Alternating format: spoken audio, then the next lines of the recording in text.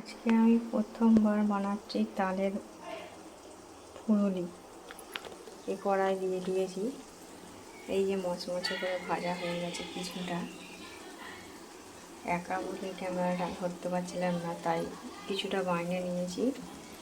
আবার এই কড়াই দিয়ে দিয়েছি কিছুটা,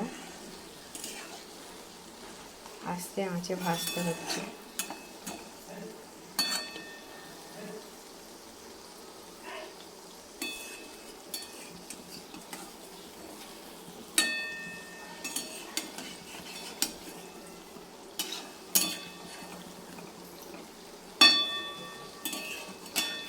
ছোট কড়া, বেশি দেওয়া হয়ে গেছে। জীবনের প্রথমবার আজকে আমি তালের ফুলুরি বানালাম।